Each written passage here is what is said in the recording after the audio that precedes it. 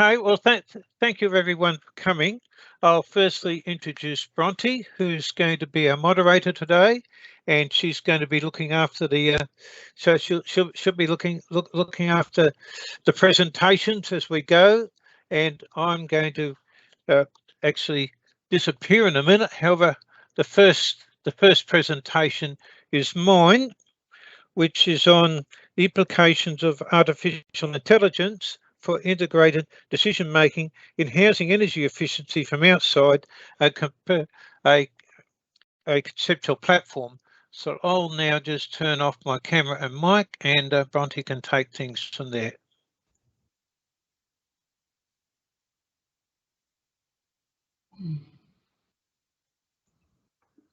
It's David Thorpe from the University of Southern Queensland in Australia. My presentation today is on the implication of artificial intelligence for integrated decision making, enhancing energy efficiency from the outside, a conceptual platform. The authors of this are Javed Asadpour from Iran, myself, Hawanti Rumi Ramkusen from Australia and the UK, and Yonghua Go from my university. There's a developing stronger focus on energy efficiency throughout the world. It is a major issue in many countries. The United Kingdom, for example, has used energy performance certificates for some time. This is also becoming more common in Australia, for example, the nationwide house energy rating scheme, or NEIGHBOURS. And these types of certificates are illustrated in this particular picture, ranging from very energy efficient to not being very energy efficient. And the research links with the United Nations Sustainable Goals, for example, Goal 11, Sustainable Cities and Communities, and Goal 13, Climate Action. Some of the issues in energy performance assessment, it is normally based on assessor opinion entered into a rating system. Often amidst human input, and when I talk about human input, I mainly talk about occupier input, and increasing criticism does not really consider complex relationships between input components. For example, natural environment, the built environment, buildings, occupants, and the ecology. There are a number of factors impacting upon building energy performance, and a lot of them can be grouped as in this particular slide, which can, and of course these have various subgroupings as we go along. And there are a number of factors affecting different aspects. of building, the environment, and human are being shown here. For example, technology and materials, physical attributes and function of the building. Environmental factors, the natural environment and the built environment. Human factors, collective, a group of people or individuals. So we are looking at a potential solution to meet the energy efficiency target baseline, to provide to users a balanced interplay between all aspects. This is quite a major task, and achieving it will require multi-criteria decision-making platform which would integrate data and information related to housing sustainability, connected to occupants' characteristics and perceptions, and it particularly applies to smaller scale housing. Over 40 variables have been identified.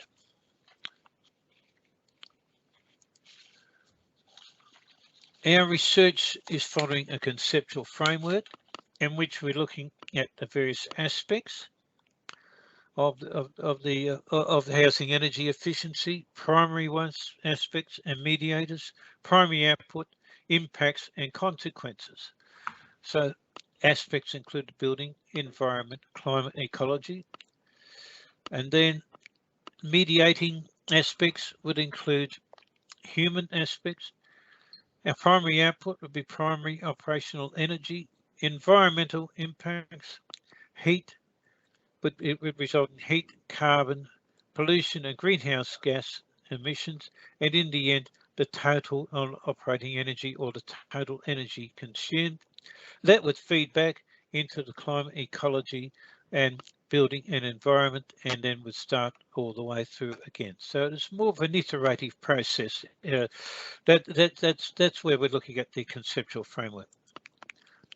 And some of the factors involved in this include passive climatic principles, for example, natural ventilation, natural light, temperature, heat, solar control, thermal transport, shadowing, and greening. The aim of the study is to identify the interrelationships among the different aspects of housing, essential in the provision of the balanced interplay, which we alluded to a little bit earlier, and between different aspects of housing energy efficiency. As you can see, this is a complex study. To date, we've developed a prototype online photo-based database through a combination of secondary data related to different aspects of housing energy efficiency and primary data related to occupants' perceptions of housing energy efficiency. And part of the role has been people were given photographs and asked to indicate what was the more energy efficient housing and what were some of the factors involved. But we are going beyond that as we progress with our research.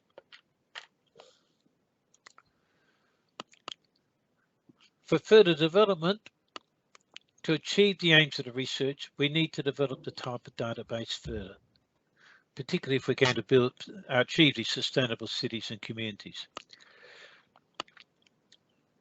This can aid in evaluation of the energy efficiency of a house in relation to occupants' needs, expectations and preferences, and providing a balanced interplay, the balanced interplay we discussed before between the different aspects of housing energy efficiency. What are our assessment criteria? Environment and housing assessment criteria, including population information demographic, energy consumption, areas like radiation, wind, and the maximum air temperature before and after construction, and that of course will be quite different in a rural area. Building assessment criteria, the building density, its orientation, its proportions, colour, material, texture, sunshade, some of the factors we've discussed before. Greenery, building overall quality and housing unit, size, level, what sort of house and where it is. Data analysis. It is important to explain how we propose to process and manage.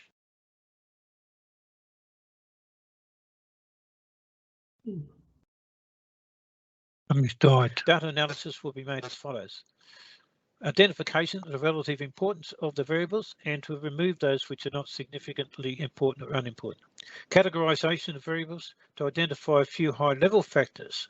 This categorization would explain to us what the data tells us and let us develop a specific meaningful structure among the collected data. Identification of the interrelationships between the variables and factors. That is quite a large task, and we've had a new gentleman join us to add to this, areas like structural equation modelling and his experience in town planning, and so that's quite important as we develop our team and develop our process. The next steps, the development of the research project to a larger scale. We started off small, we've got to get larger. Requires the application of artificial intelligence and other analysis tools to predict housing energy efficiency through multi-criteria making platform to integrate different aspects of housing energy efficiency and its perception by housing occupants. And the prediction will be made for assessment of the outside view of the building using deep learning methodologies, which are very much associated with the artificial intelligence computer system. However, as we said, we are looking at some other methods as well. Conclusions. Housing authorities aim at zero carbon housing. There are a variety of sustainability measures have been developed. There remain barriers to achieving a sustainable housing baseline. The current approach is that we normally use is more suitable for affluent people rather than ordinary people in ordinary houses, and that's something we're trying to develop. Housing energy efficiency is complicated and problematic. It depends upon occupants' demographic and socio-economic characteristics and bioclimatic preferences. Building and environmental characteristics are important. A human-centered, multi-criteria decision-making artificial intelligence platform is necessary, and that's the direction in which we're heading. Implications. A proposed decision-making platform is based on people's perceptions of the building outside view, combined with primary and secondary environmental data. An online approach would assist people to make more reliable decision making, and that's where we can build our artificial intelligence and other systems into assisting people about their future or current house in relation to their demographic and socio-economic characteristics. It would promote pro-environmental behaviours, energy justice and equity, and that would be also a very useful outcome.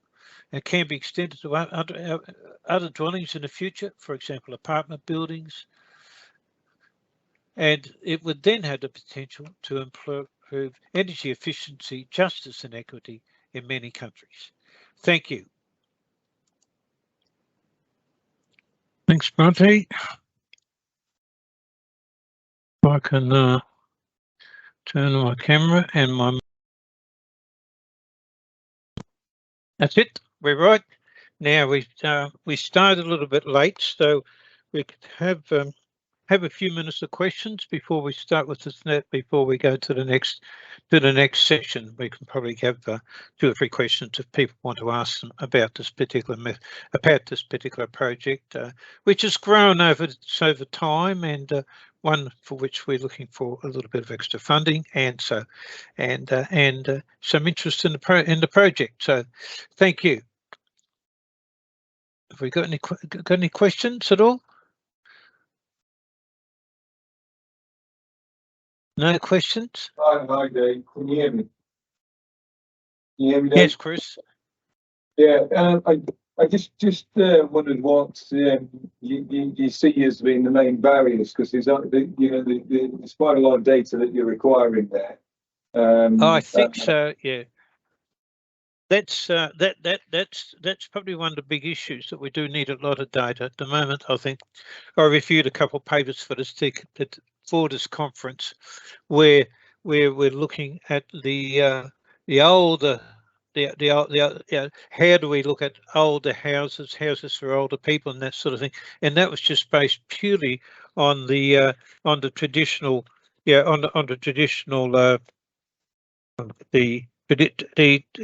basically the traditional energy rating schemes and so forth, and they just weren't enough. I think we've got to get a lot of data, but we'll have to confine that data, and we'll probably have to be fairly narrow in it. We've got one of the authors has actually got a PhD student at the moment looking at the interplay between different aspects in housing in Mashhad in Iran, and we're coming up with some results, but he's got quite a few graphs now. Eventually, we're going to have to limit what we've got probably to particular areas, and I wouldn't think you'd be able to do it everywhere, but you'd have to focus on a particular area. And we'd have to, usually I would think we'd have to start looking at occupant surveys, because we're looking very much at the occupant's position as well as the as well as the technical energy position, because this is one of the issues that we found, is that in a lot of these older housing areas there are occupants occupants don't have much of the same. We've got to start to look at that occupant side. This is part of that drive, is to look at the occupants, particularly the occupants are perhaps not that well off, and see how they perceive, is that house look to me to be a sustainable house. Now, what are the criteria? I do it. And I agree with you, Chris. We've got a long way to go, and we've got to work out exactly what data we get. I know this PhD student collected a lot of data, and he has many graphs, and we've got to start to cut it down to where we are. I agree with you there, Chris. That's where artificial intelligence might come into it. Thanks, David. Thanks. No, I think it was useful. Okay, any further questions? Otherwise, sorry. Yes, Mercy? You've got one question. I think I can do one more question, and then we've got to get on to the next presentation. That's all. Yeah, thank you very much, David, for the presentation. A quick question is, I heard you mentioned multi-criteria decision making and people's perception. So I'm just curious, needing clarification on the relationship between multi-criteria decision making and the people's perception, because, you know, decision making more of policy makers, regulators, and go. And if we're not trying to compare with people's perception, I just need clarity around that aspect of your presentation. Thank you. I think that's sorry, Mercy, I just interrupted you, but I think that's one of the issues we've got with the thing. We did do a pilot study a couple of years ago, but we only did a few houses there, and we didn't cover everything because we were looking at that interplay, you know, between the top down and bottom up. You know, what's required from the point of energy efficiency, and what do people want, and that's the hard bit to deal with. And how do we manage urban heat islands, all those sort of things like that. Yeah, I totally agree with you. I think we're going to, even with artificial intelligence, we're going to, yeah, even if we start to using chat systems, which I think that's a fair way down, but even with artificial intelligence, we're going to have to confine the number of variables to start off with. That's the hard part, defining exactly what variables we have identified some, but finding the main ones is going to be hard. I don't know if that helps you at all. Yes, to the largest extent. Thank you. Maybe in the next we can do a discussion. Yes, on it. Yeah, it's going to be a fairly, it's a large project, and but we've got to start small. We'll have to start in some particular area. Okay, I think I better now introduce. Now I don't know if it is Xiaojun Luo. I'm not sure I've got quite the right presentation. Are you there? Are you there at all? That's all right. We might have.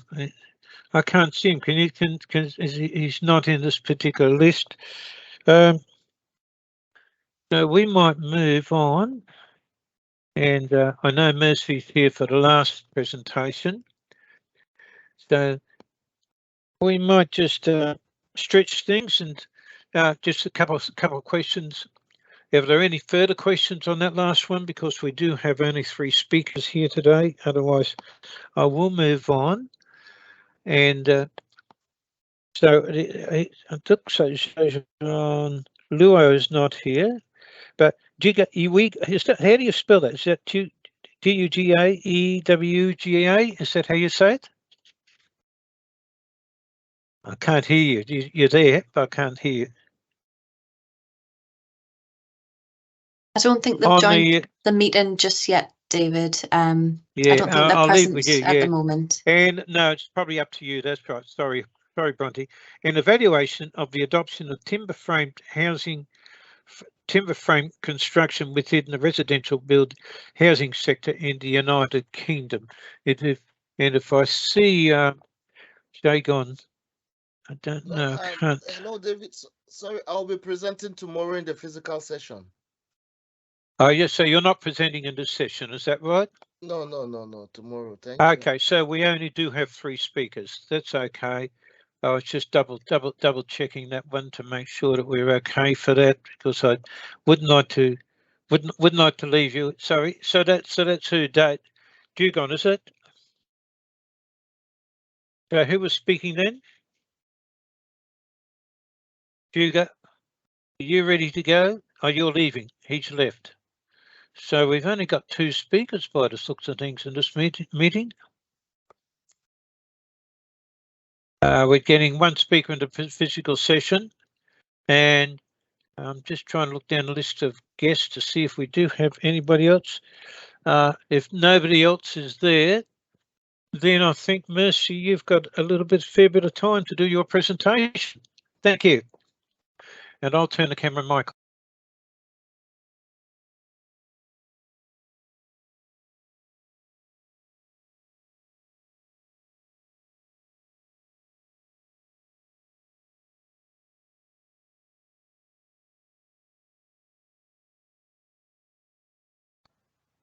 Hi, Bronte. We've not got any audio at the moment.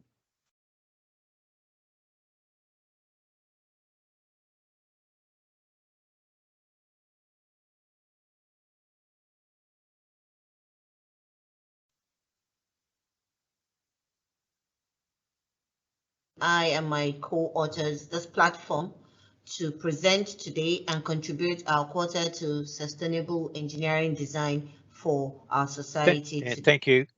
Sorry, I had my mic off. Okay, you go for you. Conference 2023. I'd like to use this opportunity to thank the organizers of this conference for affording I and my co-authors this platform to present today and contribute our quarter to sustainable engineering design for our society today. This research on building information modeling and energy simulation tools for efficient energy modeling and analysis was put together by myself, Charity Arisokwu, and Doowuese Ben-Bulaun, both MSc students of the Robert Gordon University. During the course of this research, we received enormous support from our mentors, Mercy Ogunnusi, a PhD candidate from the Robert Gordon University, and Dr. Temitope Omotayo. However, for today's presentation, it's going to be myself and Doowuese Ben-Bulaun presenting. What to expect from this presentation would be an introduction of the research, a brief summary of the literature review, research method adopted, results from the research method, discussion of the results, the research conclusion, limitations as related to the research topic, and areas of future studies. With the current climate emergency, our push towards a net zero carbon emission and records showing the construction industry being major contributors to green gas emission, it has become imperative that this problem has to be tackled from the beginning of our project up until the deconstruction of our project. And BIM being a highly collaborative information management and documentation tool is ideal for this task. And having a seamless integration of BIM and building modeling tool would be a right step in the right direction. The current situation where BIM models or building energy models are generated separate before being transferred into the BIM model is leaving a lot to be desired in terms of accuracy and validity of data and information. Therefore, this research is aiming to identify these limitations and gaps and suggest areas for future study that would help us have a seamless and common platform for the integration of BIM and BEM tools for energy efficiency modeling.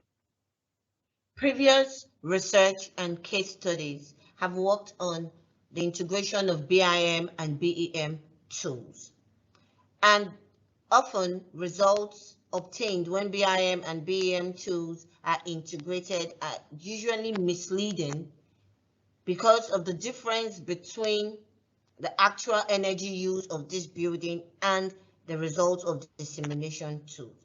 Also, researchers have found that there's usually data loss during exchange between both platforms, as the models for BIM and the energy tools are often generated separately and there is no common integration platform for both tools.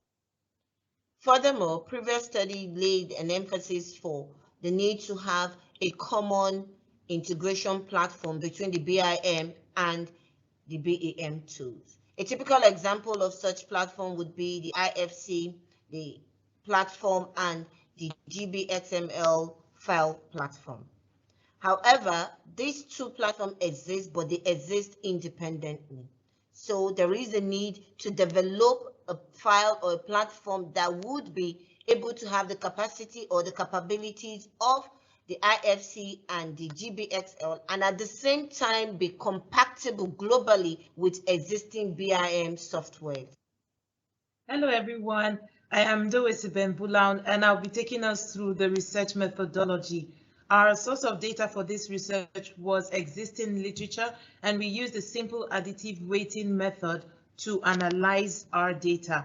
And we chose this method because among all the multi-criteria decision-making methods like AHP, TOPSIS, and the rest, it fits our purpose because it is used for evaluating a number of criteria which are expressed in the same unit, and in this case, the various features of the tools that we were comparing.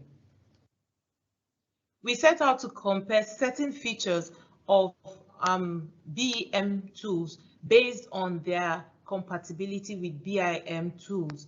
And to do this, first of all, we determined the criteria that we're using as a basis for comparison, and then we determined the score of every alternative based on the criteria that we had defined. This resulted in a decision matrix.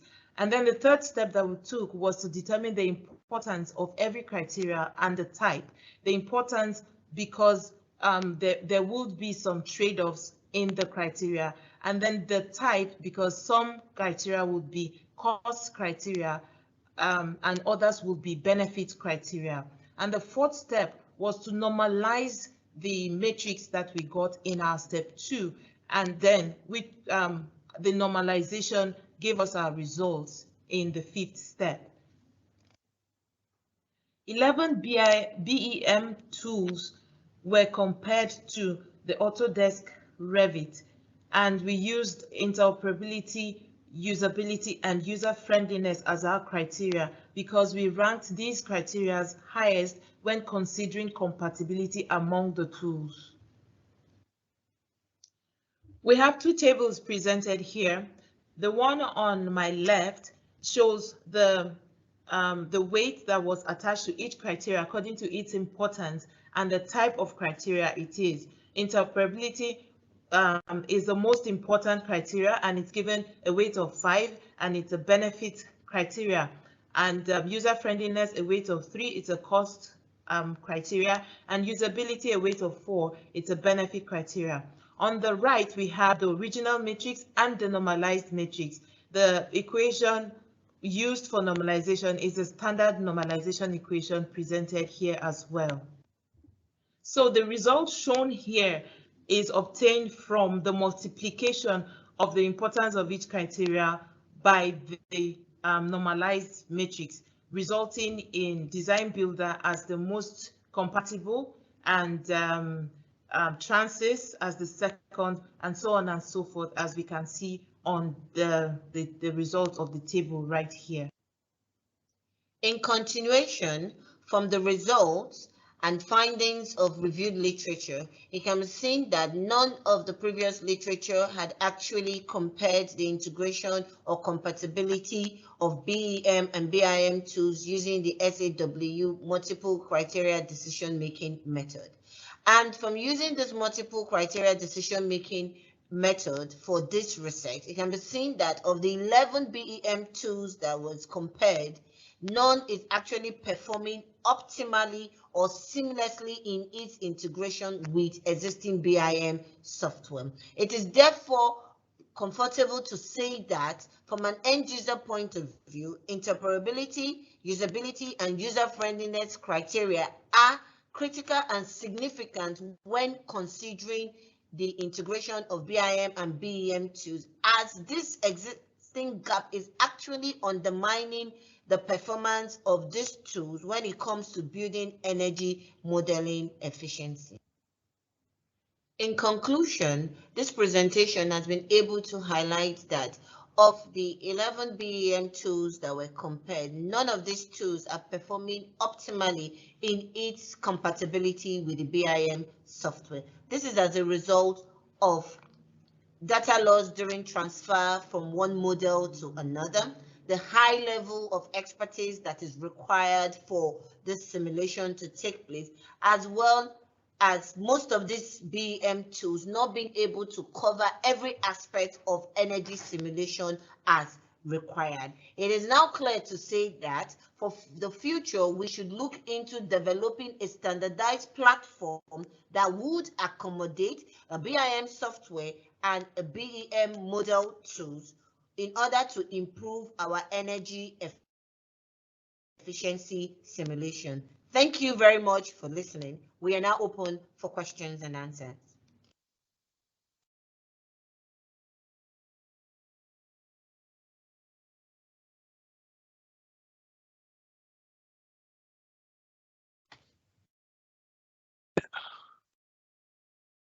My mic went off, and I'm on again now.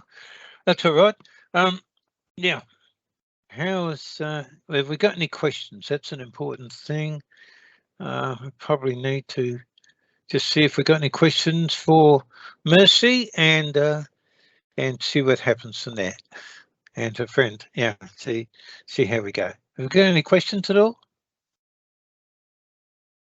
Hi Dave. Sorry, it's Chris again. Thanks, Mercy. Thank you for the presentation. I think it's a very good and useful presentation. And I think you pick up a very interesting subject. I don't think it just applies to sort of building performance or building management or facilities management software. I think at the moment there is a problem with the supposed seamless transition of data between BIM platforms and other platforms, and the lack of it. And I thought it was useful. I know that in the past we've used similar software and tried to integrate it, and I also found sort of similar compatibility issues and benefits. But I suppose what do you see as the next steps for the sort of building performance, building analysis softwares, and how they make that transition into being more seamless? How do you see that coming about? Hi, Chris. Can you hear me? Yep, can hear you. Thank you. We can hear you. Yep, you're right. This is Charity, and thank you for your question. So, Thanks, Charity. At this point, it's more on the part of the developers of this software. Right now, what's happening is, though you're trying to have a seamless integration, but they're kind of focused on having it just compatible with their application. So that means you have like the IVS environment. It's developed something, but it's only compatible with its product. So it's more like the developers, the app developers, focusing on creating their application to be more globally acceptable or integrated with other software. Generally out there, a lot of professionals use the Autodesk Revit. So it would help if the manufacturers or the developers of this BEM tools would work in a way where the applications do not need to be tailored to specific product, but it's actually been able to integrate with every other app that's out there. So it's mainly the app developers at this point working on developing the application to be more acceptable or compatible with other platforms. I don't know if that answers your question. Yeah, no, I think that's useful. I think it's also I think also worthwhile sort of trying to consider how that integration might go about, and where particularly the application developers need to almost develop that the compatibility of the code they're using, but also the controls, so that people almost people who are less expertise in building performance evaluation software might be able to use such platforms and work with it. But I think your presentation is really useful. I think it picks up on a really important point. Thank you. Thank you, Chris. We got any further questions, please? I don't see any raised hands or anything like that, or anybody in the chat room. All I'll say is that actually, because you've probably been using BIM for many years in England, but in Australia, yeah, it's still not in its infancy, but it's not as practiced as it is over in the UK. We've often seen some issues with BIM, you know, over time in terms of when we've had a look at it. Yeah, the BIM's, particularly if you're looking for a BIM is supposedly able to help with environmental performance and assessing that, but I don't think it's quite in that area. No, it's really just a modeling tool rather than anything else. That's where his development is, and so what I think what you've got is really good. What do you think? I don't know if we're going to question, but I think it would be very interesting to see your research develop a lot further. That's all I'll say. Thank you, David. Thank you, David. Really great. Yeah, I'm interested in sustainability very strongly, and BEM. Yeah, I haven't had much to do with BEM, and I think that sounds that'd be really good. Anyway, it's something we might explore, and I definitely look forward to reading your paper when the proceedings come out, and we can take things to there. Are there any other questions? I think just double checking with Doowuese. You're presenting tomorrow, is that Doowuese? You're still there, Judy? Are you still there?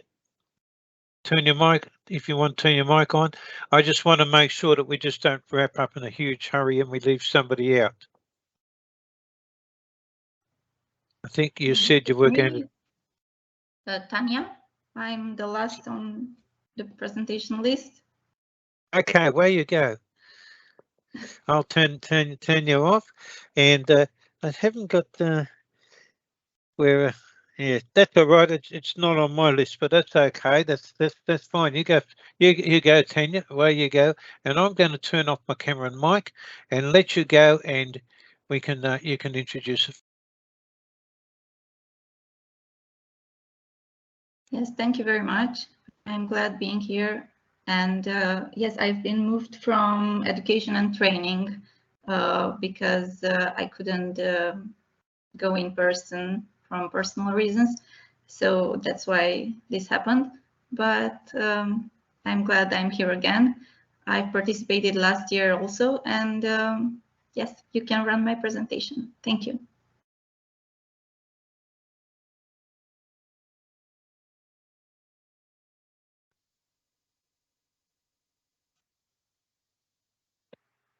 Good afternoon, dear all.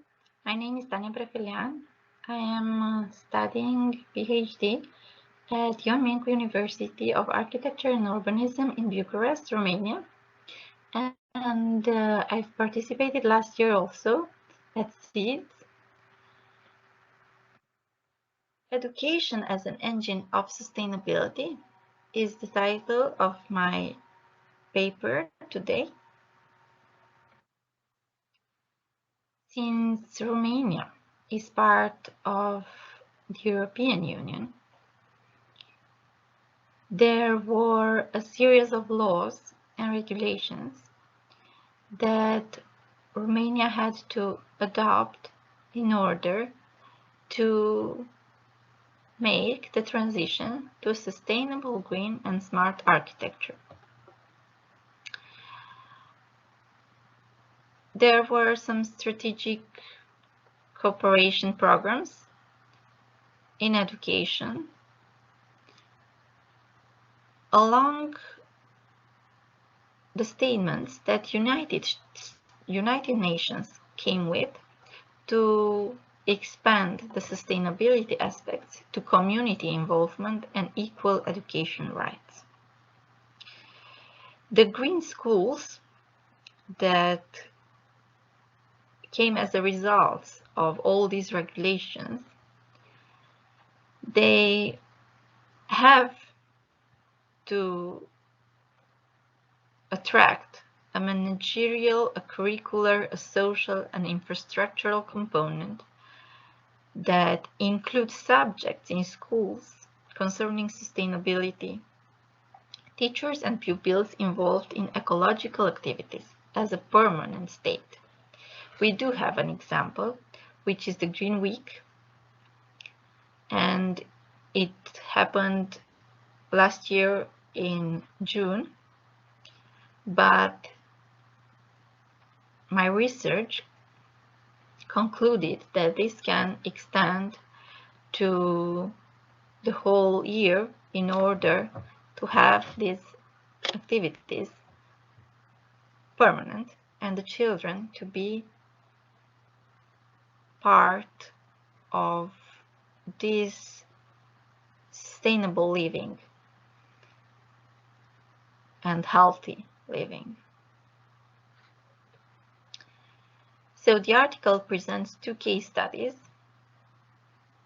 one about the Green Week and one about the Arhitectura, two programs that I think are a first step in Romania's development in education. The green schools, of course, are situated at the intersection of psychology, pedagogy, green living, green architecture, and of course the new Bauhaus, which states that green schools or green buildings are not only new buildings. We have to take the heritage we have and work with it also. Francis Kerr is the winner of Pritzker Prize last year. He says, from the beginning, there is no need to think about saying, okay, I want this to be sustainable. This approach is in my DNA. Gando Primary School is not only a beautiful building, but it's also integrated in the context.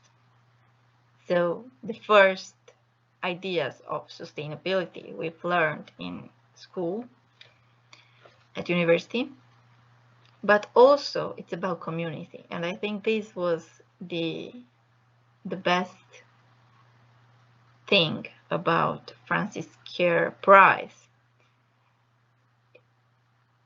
He went back to where he came from, and he thought about his brothers and sisters and did something for their happiness. This is called the Green School in Bali, and it's extraordinary in terms of using local materials and having a lot of outdoor activities. The approach to the subject came in 3 steps. The first one, from the literature I've read, gathered some concepts about attention, sophrology, care, sensorial activities, and creativity. They are all related to children being in a comfortable place, and all the authors tended to take nature as and outdoor activities as the most appropriate to humans' nature, and that children should have a lot of activities outside.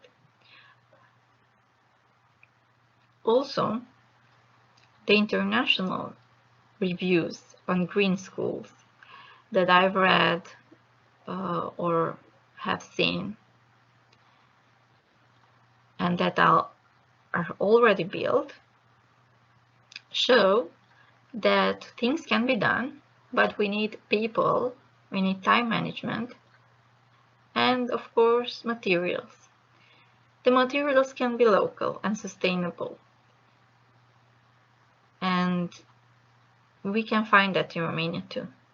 And what we also need is to play and to have a lot of spaces that encourage play, so children have joy and happiness. The third approach was the government documents that I've read and the green schools regulations, and of course studying my 2 case studies, the Green Week and the Arhitectura. Here is the support Romania has received from the European Union. It started in 2007, since Romania has taken part in the European Union, but it goes further, and we do have funds to implement the Green Schools programs in Romania now through the National Recovery and Resilience Program. European context of transitioning to green schools and green buildings, the European Union Council resolution, the Educated Romania program, all this led to the green schools methodology. Green school concepts will also integrate digitalization to reduce resources, costs, pollution, and of course to challenge children to be creative themselves, because they love digitalization and they love everything that's digital. And this comes also above selective collection of waste, water management, energy consumption, and all the things we architects are familiar with, as we can see here. And community involvement, that means teachers, parents, administration, politicians, they all have to be part of it in order to become green and to have these schools that actually integrate everyone and everything to become green. So my research presents 2 case studies. One is Green Week, which is a governmental project, and the Arhitectura, which is a project by the Arhitectura organization funded by the Order of Architects. The Green Week I could study in June at my child's school, and the Arhitectura was part of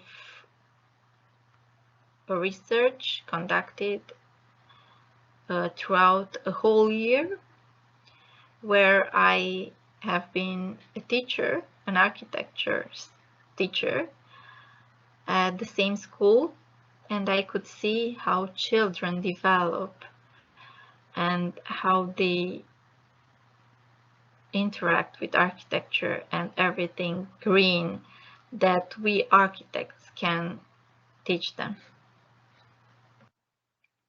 The first case study about Green Week started with children visiting a center for salmon collection from bulls. Here they found out about science, so they needed specialists, they needed people that knew very specific things, but they were very happy. They have eaten an ice cream in the yard. They were very happy that they were with the adults and they could learn all these things from them, and they were not just sitting in a classroom with one teacher. And this inclusion is an essential part of our today's social needs. The day 2 was fishing. Happiness of an outdoor activity is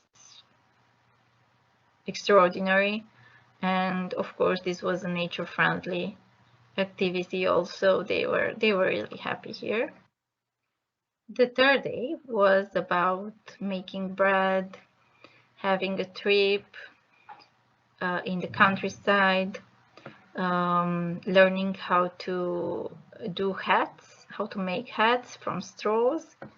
And they found out the architecture here relates to daily activities. The rural architecture uses healthy materials, and they also preserve traditions. Case study 2 is about the architectura, where children have the possibility to interact with modeling, with learning about their cities and how the network works, but also to design their own school. And we have this program called My School Can Be Cool. Here is what they drew as green buildings. So a green church, a green home, a green spa, a green market, and I was really impressed by these drawings when teaching.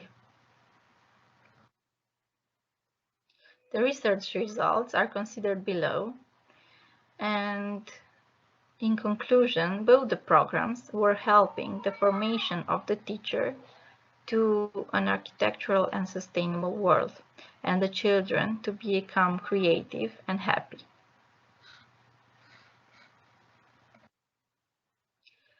Education standards in Romania are very low. The school abandon is very high, as we can see in the map here.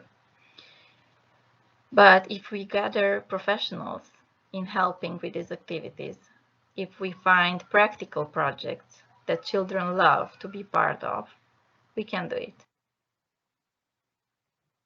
We need a collective principle of spirit in order to educate, and we have to invest a lot. When a flower doesn't bloom, you fix the environment in which it grows, not the flower. Thank you.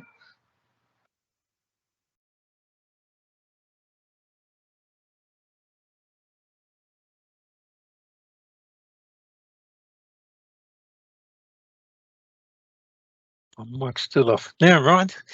Tanya, thank you very much for that, Tanya. I'm really glad you made that presentation, because I think it gave us a totally different perspective on the green environment and where we should be going. And yeah, really, we've got to take it very, very seriously. I think our country's committed to more sustainable practices, but I think your country is probably a long way ahead with its de-architecture and what green schools and so forth. So are there any questions, Tanya, of Tanya? And I think you're the last speaker, Tanya. So are there any questions, Tanya? We've got a few minutes to go yet. About 5 minutes to go. Ms. Allison? Thanks, Tanya. That was great, and I thought it was really good a slot to have you in, actually, because I thought pulled together some of the issues from the previous speakers around AI, digitization, the previous issues around BIM and expertise and learning. And so I suppose thinking about AI and learning and digitization and green schools, how do you think what would be the next step in your research to sort of really push this forward and really maybe integrating that sort of digital aspect with the actual green aspect and moving the children from drawing their green schools to sort of really embracing this every day in the curriculum, because I guess that's what you want to do, sort of what sort of things might you do next in your research project to try and test that? Yes, thank you very much, and I'm really glad I can hear you here. I'm nervous, actually, in a good way. Yes, I think we should just take children's notes and children's drawings, because this is the way they can express at 6, 7 years old or 9 years old, is the best way they do express not only how they see the architecture or the green or everything behind, but they express their feelings too, and how they feel about it, not just how they see it. And I think we should take this as rich research data and analyze these things. And of course, we can map these things in a way in order to not only get to, I know, better organizing things in schools as architects, but also to give this data to their teachers and to administration and everyone that will digitalize, because yes, digitalization will be a process through which all the school will change. Will change the timing for the parents. Like if the parents would have an application or the teachers, it might change the whole thing about schooling and about what time they get to school, who they are with. Maybe they are gardening with 3 other persons that might not be just their teachers, that might be professionals, as I said. And I think that digitalizing will come as a good thing for parents, teachers, and this idea I've talked about, like timing and results and resources. But also for their ability to demonstrate what they like, because they like doing applications and all these things, and to see their work there. But I think the book, like you have a Jules Verne book, you might have it in hand. But so I'm for the libraries to still remain as libraries and to take a book in your hand, a literature book. But I think digitalization will come as a good tool, and we should use children too, and their outcomes, their way of seeing these buildings in order to improve. Maybe, I don't know, if we design apps, we should design those like they design things, or just be interesting for them too, to access them, because they will have a lot of, I don't know, they should have a school like, let me give an example. I think nowadays they should just look in the morning to the courses they have and just choose from their 10 courses. I want to choose 5. And they can have it on a big screen in their classroom and just go to the sports activities, to gardening, to, I don't know, handmade things. They should just, I think digitalization will just change how the school will work. Thanks, Tanya. I can see there's another question for you as well. We have one. Sorry. Sorry. There's one more question for you, and then we'll finish up the session. Ben-Bulaun, sorry. Okay. Good morning, Tanya. Thank you so much for that presentation. Can you hear me? Yes, please. Okay. This is very, very interesting for me, especially that it involves children, because if we're discussing sustainability is about preserving the future for the generation that is coming behind us. So involving them at such a young age is something very commendable. And from your research, it involves schools and education and curriculum and all that. So I would want to ask how the regulatory bodies of education are responding to this. What is their take on it, or how are you collaborating with them to make this happen? How are they responding to it? Are they open to it, or what does it look like in that space? Which actors you mean? That's the authorities, the education authorities, regulators, and the educational system generally. How are they responding to this style of approaching teaching for children? Yes. It's hard to say it now because the Green School methodology appeared last year, and it was forced to appear in Romania because the European Union has some regulations also for all its countries, and it was a little bit forced to have a school, a kindergarten, new regulation system with many installations for green buildings, and the green school concept that not only integrates passive and active buildings, but also how the community works and how the teachers are involved and what subjects are proposed. This methodology came up last year, and we do have these funds from government to have projects like authorities can receive these funds to engage architects and engineers and to do this school. But it's a lot about politics and about local authorities. And we can see that towns, because in Romania we just have some cities and towns and other locals might get the funds depending on how much the mayor is able and wants to, because then the whole other parts do want to share, like the personnel and the parents and the teachers want this. And I could see, having children in school, I could see that parents are they have desire for this to do and help, and they want it to change.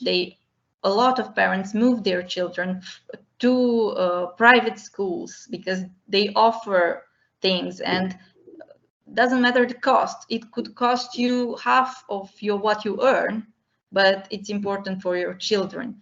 And the public schools, which are, I think, 90% of Romanian schools, are very, very, very behind private schools.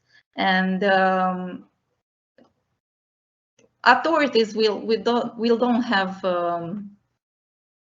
much to stay, because they are a little bit forced to meet some standards, but depends on how much they think about having a good image in the end, and it is politics, I think.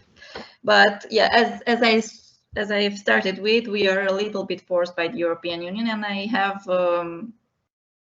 I think we'll grow in 10-20 years. We'll meet some basic requirements. Okay, thanks. Thanks, Tanya. Thank you so much. Sorry, I've just interrupted. I guess I was looking at the time and spare. Yeah, we're just moving. It's finished the session. I don't think there's anybody else.